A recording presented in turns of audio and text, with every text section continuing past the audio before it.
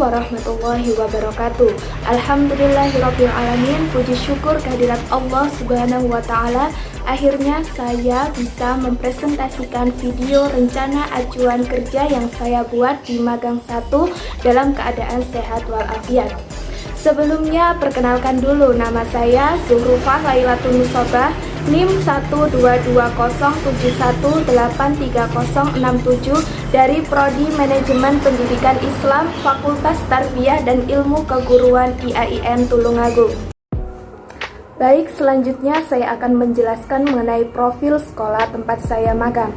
Saya magang di SMP Negeri 2 Sumbergempol dengan nomor NPSN 20515494. Alamat sekolah berada di Jalan Junjung, Desa Junjung, Kecamatan Sumbergempol, Kabupaten Tulungagung, Jawa Timur. Kepemilikan sekolah adalah pemerintah dengan status sekolah negeri dan akreditasi A. Tahun berdiri SMP Negeri 2 Sumbergempol adalah tahun 1998. Kode pos dari SMP Negeri 2 Sumbergempol 66291 dengan nomor telepon 081 2322 90002.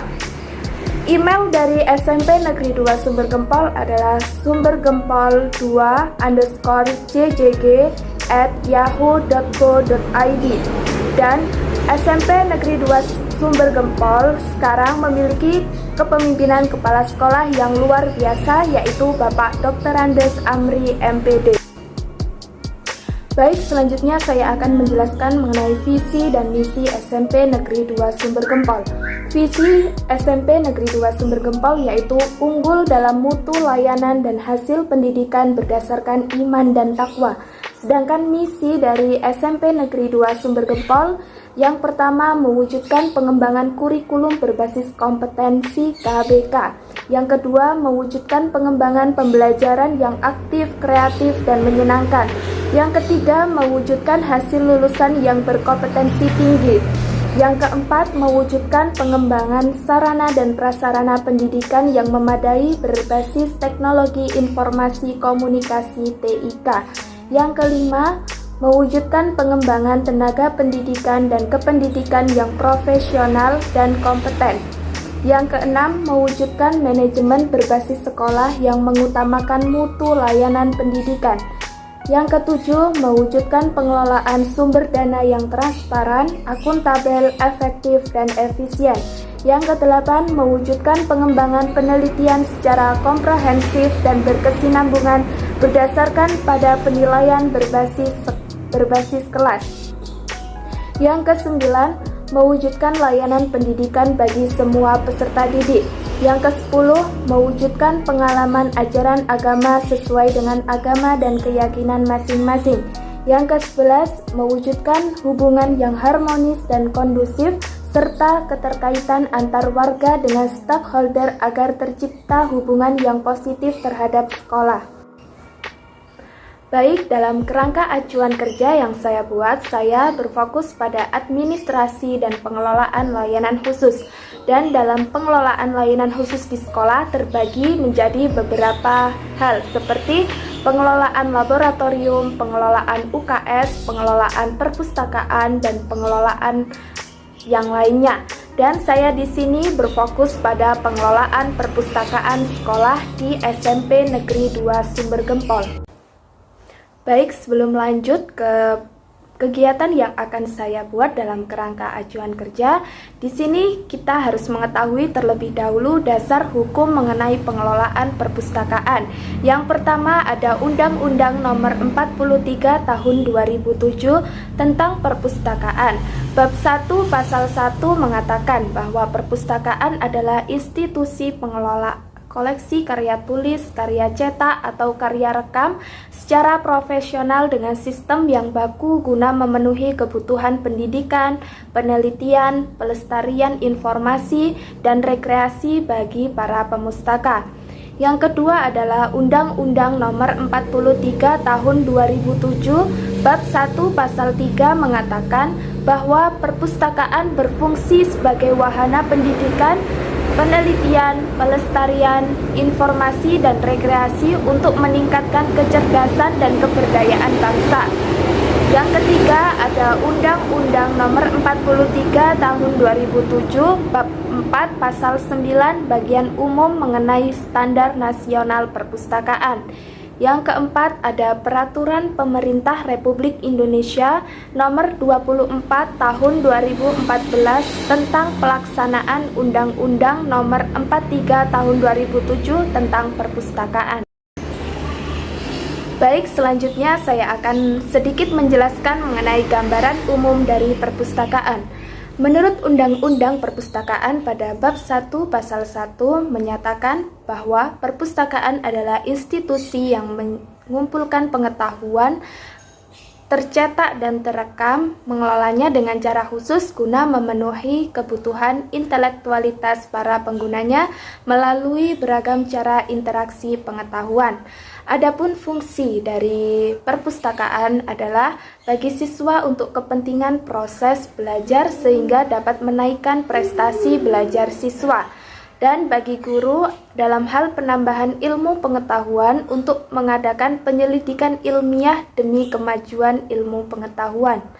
Dalam program pengelolaan perpustakaan, salah satunya adalah kegiatan preservasi atau pelestarian, konservasi atau pengawetan, dan restorasi atau perbaikan bahan pustaka. Preservasi bahan pustaka merupakan suatu usaha yang dilakukan secara terencana dan terkelola untuk memastikan bahan-bahan pustaka dapat terpelihara dengan baik agar tetap dapat dipakai selama mungkin.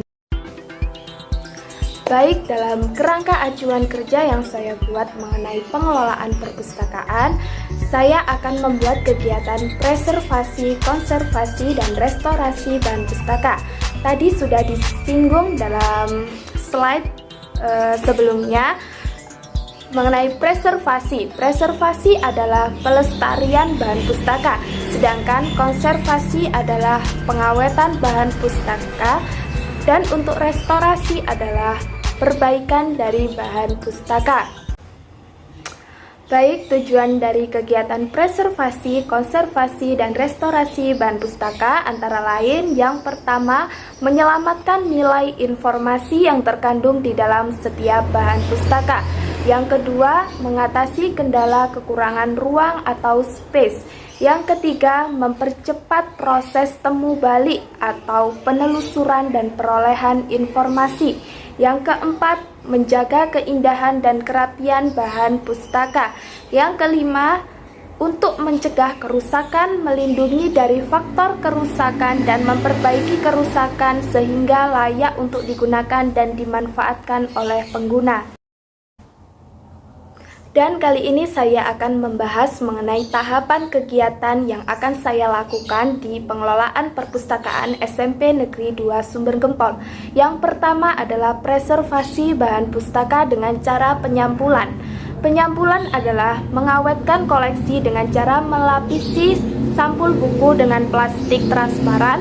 Penyampulan ini bertujuan untuk melindungi buku dari air atau memperindah penataan koleksi dalam setiap rak. Pada kegiatan ini, staf perpustakaan melakukan pelestarian bahan pustaka dengan tujuan untuk menjaga agar bahan pustaka tidak mudah rusak. Yang kedua adalah konservasi bahan pustaka dengan cara membersihkan secara rutin bahan pustaka dan pemberian kapur barus pada setiap rak. Tujuan dari kegiatan tersebut adalah agar bahan pustaka terhindar dari debu dan rayap. Yang ketiga adalah restorasi bahan pustaka dengan cara fumigasi. Apa itu fumigasi? Yaitu dengan cara menggunakan pengasapan dengan gas fumigan untuk menghilangkan atau mematikan kuman dan sebagainya. Kegiatan yang akan saya buat mengenai preservasi, konservasi, dan restorasi bahan pustaka akan dilaksanakan di Perpustakaan SMP Negeri 2 Sumber Gempol. Dengan struktur organisasi Perpustakaan SMP 2 Sumber Gempol bisa dilihat di bagian samping. Yang pertama adalah Kepala Sekolah Bapak Dr. Andes Amri MPD dan Kepala Perpustakaan Ibu Siti Juwariah MPD. Bagian tata usaha perpustakaan Ibu Nurul Aini, bagian layanan teknis Bapak Susanto A.M.A. Pus, dan bagian layanan pembaca Ibu Umi Hovifah. Dan penanggung jawab dalam kegiatan preservasi, konservasi, dan restorasi bahan pustaka adalah Bapak Dr. Randes Amri MPD selaku Kepala Sekolah SMP Negeri 2 Sumber Gempol.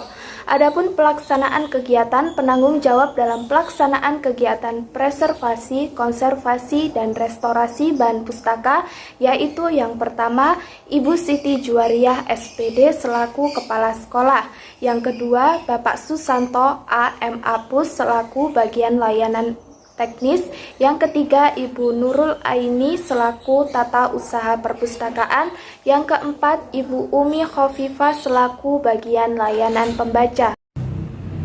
Selanjutnya saya akan membahas mengenai jadwal kegiatan dalam preservasi, konservasi, dan restorasi bahan pustaka.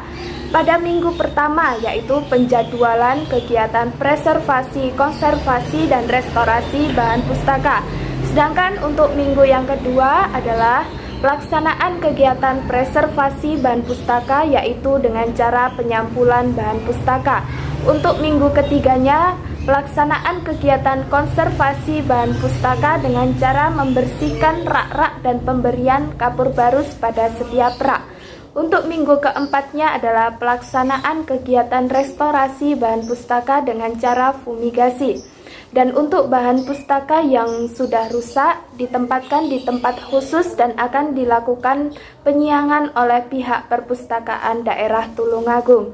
Untuk minggu kelima yaitu evaluasi kegiatan preservasi, konservasi, dan restorasi bahan pustaka. Adapun anggaran biaya dalam kegiatan preservasi, konservasi, dan restorasi bahan pustaka adalah dari dana BOS atau dana bantuan operasional sekolah. Mungkin sekian presentasi dari rencana ajuan kerja yang saya buat di SMP Negeri 2 Sumber Gempol. Kurang lebihnya saya mohon maaf. Sekian, wassalamualaikum warahmatullahi wabarakatuh.